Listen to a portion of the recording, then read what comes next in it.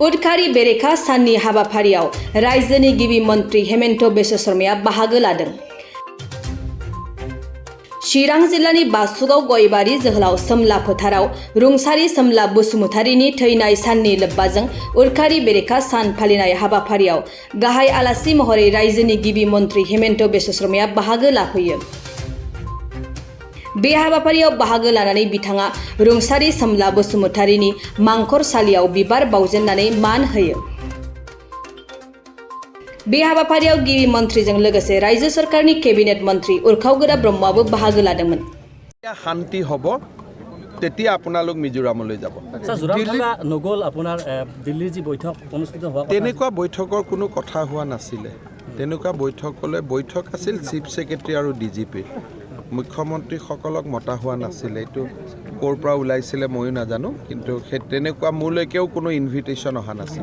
মিজোৰামৰ কেইবাজন মন্ত্ৰী আৰু সাংসদসকলে প্ৰৰোচনামূলক বক্তব্য দিয়া সিআইডি ৰিপৰ্টত কি হ'ল? যিসকলে প্ৰৰোচনামূলক বক্তৃতা দিছে বা দিব তেওঁলোকৰ বিৰুদ্ধে আমি গোচৰ ৰুজু কৰিছোঁ আৰু আইনৰ মাজেৰে আমি তাৰ ব্যৱস্থা লোৱাৰ বাবে আমি প্ৰচেষ্টা কৰি আছোঁ। কংগ্ৰেছে কৈছে আপোনালোক ব্যৰ্থ, নেডাক এতিয়া আপোনাৰ নৰ্থ ইষ্ট ডিজাষ্টাৰ এলায়েন্স বুলি কৈছে। তেওঁলোকে চাওক নেডাটোৰ ওপৰত কিয় ইমান গুৰুত্ব দিছে, নেডাক যে ইমান ভয় কৰে মই আগত গম পোৱা নাছিলোঁ।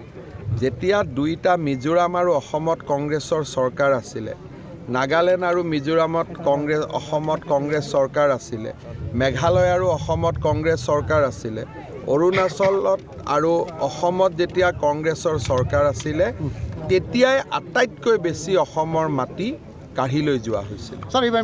গতিকে সেইকাৰণে তেওঁলোকে আমাৰ ওপৰত কিবা কোৱাৰ আগতে নিজৰ ইতিহাসখন পঢ়ি ল'লে ভাল হ'ব আৰু এইবাৰ অসমৰ ৰাইজে জানি ভাল পাব যে কোনেও 1 ইঞ্চিও মাটি আমাৰ পৰা লৈ যাব পৰা নাই।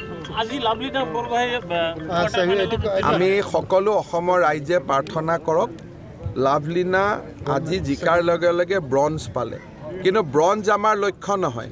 সেইকাৰণে আজি আনন্দ কৰিব নালাগে, আজি লাভলীনাৰ কাৰণে প্ৰাৰ্থনা কৰিব লাগে তাই যাতে আমাৰ মাজলৈ সোণ লৈ উভতি আহিব পাৰে।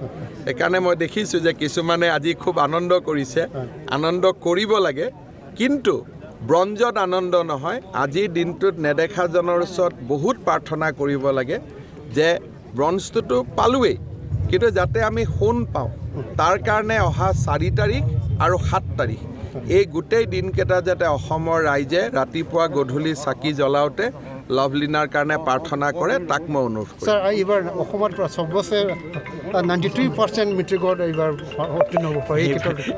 এইবাৰৰ ৰিজাল্টে একো ৰিফ্লেক্ট নকৰে, ল'ৰাবিলাক পাছ কৰিছে। মই এটাই ক'ম যে মেট্ৰিকত আমি পাছ কৰিছোঁ, পৰীক্ষা হোৱা নাই। হায়াৰ ছেকেণ্ডেৰী বছৰ দুটা যাতে ভাল কৰি পঢ়ে, কাৰণ এই ৰিজাল্টটোতো বহুত বেছি একো ভেলু নাথাকে। বাকী ভেলু মানে চৰকাৰী ভেলু আছে, আত্মাৰ ফালৰ পৰাতো ইমান ভেলু নাই। যে মই নিজেও ভিতৰত জানো যে মই হয়তো পাব লাগিছিল 100 পালোঁ 70, হয়তো মই পাব লাগিছিল 70 পালোঁ 100।